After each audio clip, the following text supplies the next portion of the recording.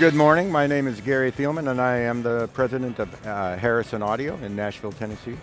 And at the AES show here, we're introducing a brand new analog console.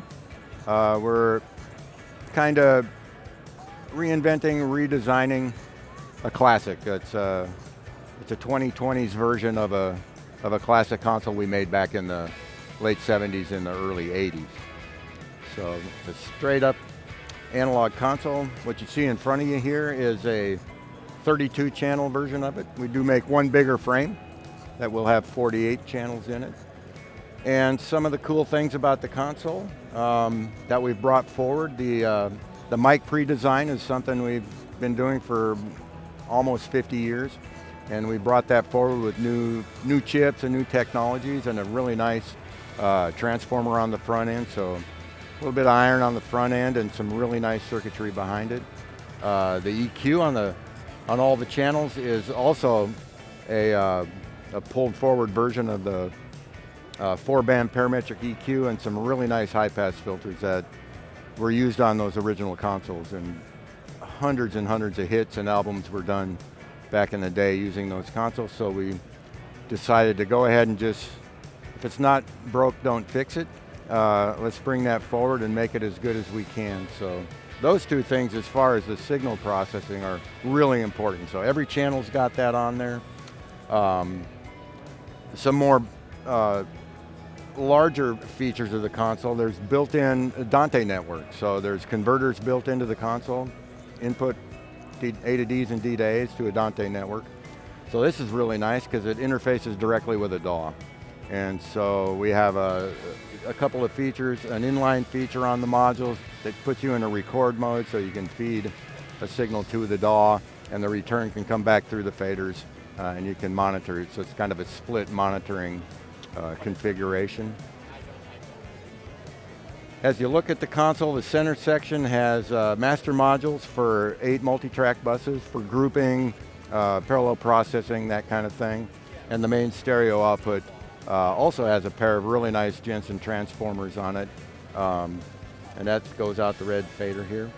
The monitoring section is 12 wide, so we made it so that from the Dante network, when you render a Dolby Atmos mix file, you can shoot that back to the console via the Dante network, and we have a 12 wide input and a 12 wide speaker feed. So you can monitor a 7.1.4 Dolby Atmos music mix on the console. So that monitor pod is a 12 wide monitor matrix. Nice analog meters on all the outputs. Input meters by every fader on the console. Output meters for the buses directly above the pan controls here. And then there's 3 alternate outputs. We call them Q or matrix feeds, and those can be used to feed headphones or outboard gear or any kind of processing thing. And you can send the aux sends stereo cues, the mix output, anything can go out those outputs, and then you can bring those back in a built-in 32 by 2 summing matrix, which is built into the front end of the console as well. So in this footprint for mixdown, you can bring 96 channels into the console and get them all to the main mix output. The power supply is built in, no fans, very efficient with all the new circuitry and the new ways we can do analog design. This console's been on all morning. It's very low heat. One power cord into the wall, fires up the whole console. So it's easy to install. All the connectors on the bottom are standard 9-pin D-sub connectors, so off-the-shelf patch bays, cabling, all those kind of things that you can get from anywhere can be integrated in the console very easily, and customers can kind of figure out how they want to interface the analog ins and outs. And we supply every analog input and output is on a standard connector that they can get to pretty easily.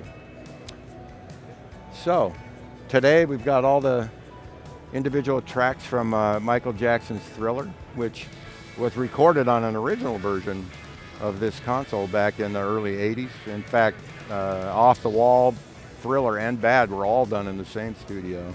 out in LA using that Harrison console. So it's quite a treat to be able to hear Michael's raw vocal the way that Bruce recorded it back in 1983 or whenever that happened. It's been 40 years, so a pretty rich history. And we've decided to reinvent that a little bit and bring it back to the industry. The workflow hasn't changed a whole lot in all that time, but we certainly were part of it then, and we want to be part of it again. So welcome to Harrison.